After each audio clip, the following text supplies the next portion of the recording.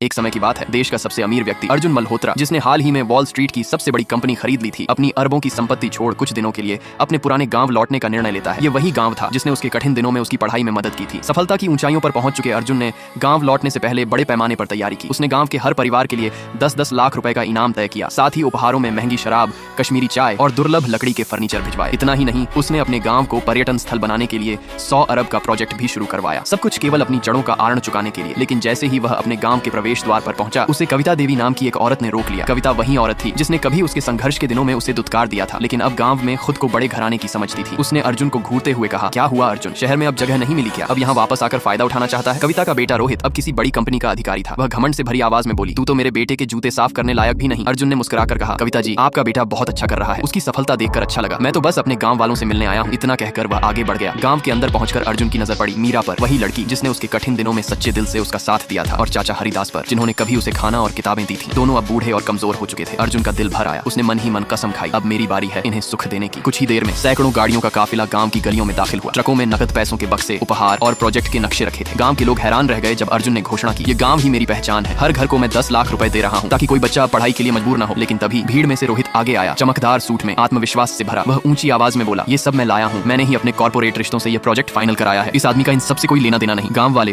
जो कभी अर्जुन की प्रशंसा कर रहे थे, अब उसी पर तंज कसने लगे। हमें तो लगा तू बड़ा आदमी बन गया है, पर निकला तो झूठा शोभाज। अर्जुन ने कुछ नहीं कहा। उसके चेहरे पर गहरी चुप्पी थी। उसने पुराने रिश्तों का मान रखते हुए अपने सम्मान को दांव पर लगाकर भी सच्चाई को दबा दिया। धीरे धीरे गांव के लोग कविता और रोहित के आगे झुकने लगे। उन्होंने अर्जुन और मीरा को अपमानित करते हुए गांव से निकाल दिया। कविता तंज कसते हुए बोली, अरे अर्जुन, तेरे पास तो अब 2 पैसे भी नहीं होंगे, क्यों ना मैं तुझे 2 रुपए दे दूं? भीख समझकर। अर्जुन की आंखें भर आईं। उसने धीमे स्वर में कहा, जब मैं बच्चा था, इस गांव ने मेरे लिए 76 अंडे इकट्ठे किए थे ताकि मैं पढ़ सकूं। मैं वही कर्ज उतारने आया हूं। ये सुनकर मीरा का धैर्य टूट गया। उसने रोते हुए कहा, कौन से 76 अंडे अर्जुन? उन्होंने तेरे साथ कभी कोई भलाई नहीं की, ये सब झूठ था। गांव वाले घबरा गए। कविता ने गुस्से से कहा, चुप रह मीरा, ज्यादा बकवास की तो अंजाम बुरा होगा। लेकिन अर्जुन ने सख्त आवाज में कहा, मीरा, अब सच्चाई छुपाना पाप होगा, सब बताओ। तब मीरा ने पूरी कहानी सुनाई। असल में जब अर्जुन गांव से शहर पढ़ने गया था, तो गांव वालों ने कोई मदद नहीं की थी, बल्कि उन्होंने ईमानदार हरिदास चाचा को मजबूर किया कि वो अपनी 20 लाख की जमीन गिरवी रख दें, ताकि गांव वाले दिखावा कर सकें कि उन्होंने अर्जुन को पढ़ाया है। बाद में कविता और उसके परिवार ने दयालुता का झूठा वीडियो बनाकर सोशल मीडिया पर डाला, जिससे उन्हें लाखों का फायदा हुआ। मीरा के ये बोलते ही सन्नाटा छा गया। रोहित हंसते हुए बोला, हाँ, और वही वीडियो था जिसने हमें पहला करोड़ दिलाया। हमें क्या पता था कि तू वाकई बड़ा आदमी